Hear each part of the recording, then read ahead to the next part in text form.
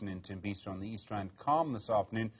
Still, it seems quite tense following 2 days of service delivery protests. Earlier, the Gauteng MEC for Cooperative Governance Lebogang Maile visiting the area with the Ekurhuleni Mayor Tania Campbell. Ahmed Kajee there joining us. Now, Ahmed, good afternoon to you. What's the situation there this afternoon?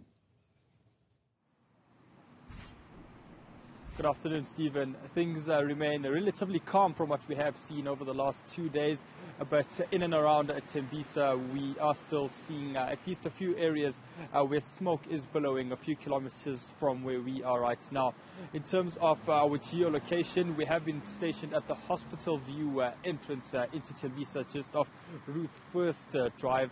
That's just next to the R21, just off Olifantsfontein Road as well. And over on this road over here, yesterday we were stationed. The entire intersection was blocked either by roads, by bricks rather, or by burning tires. Some of the debris is still in the center of the road as well. But in terms of what may be different today compared to the last 2 days is that traffic is flowing freely down this main intersection into Tembisa and across Tembisa as well.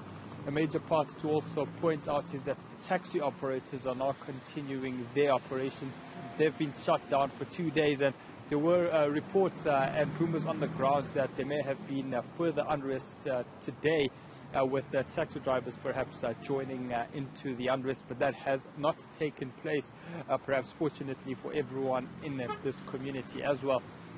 And just to the right of your screen where you would see those vehicles coming down that bridge, there was a structure of a large structure which was actually placed across the road, stopping vehicles from coming in and from leaving Tembisa. That's something we saw from Monday right through yesterday, and perhaps over the last 12 hours or so that has subsided, and the operations in and around Tembisa seem to be returning to normal as well.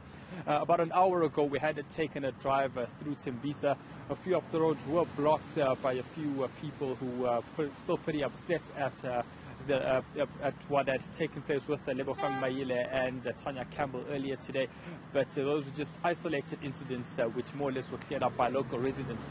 Perhaps those who actually were doing the blocking of roads is something which we normally see during protests, is those who happen to be intoxicated at any point during the day tend to obviously be a bit more aggressive and would then look to block those roads as well.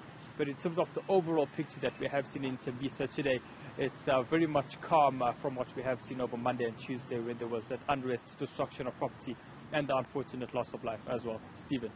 Also seen the Gauteng Cooperative Governance MEC Lebogang Maile, the Ekurhuleni Mayor Tania Campbell. They've been visiting the scene. It's a very difficult situation. There's not a lot that councils or provinces can do to intervene in the price of electricity. Pretty much so, Stephen, and a lot of the grievances came around the fact that the cost of living is increasing, the price of fuel, they say the price of electricity is increasing, any amount of free electricity which the local government claims that they were providing to the residents, that has stopped as well. The increase of rent, the price of rent has also increased, and the overall price of commodities has increased, and these are some of the grievances which the residents are saying as well. And we have seen the fuel price and the oil price, cooking oil prices increasing significantly from February and March, and that was due to obviously what we had seen in Ukraine and Russia. And that just trickles down to the local area over here, and we don't really see governments being able to really afford themselves the opportunity to change that. And like you say, government can't really do anything on the ground level as well.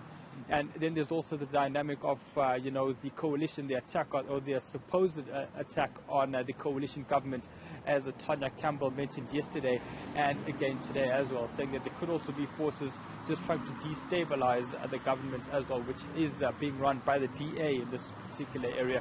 They have taken over Tembisa over the last 2 to 3 months or so as well. So there seems to be various factors and various subplots when it comes to unrest and protests that we see, such as the ones like we have seen yesterday and today.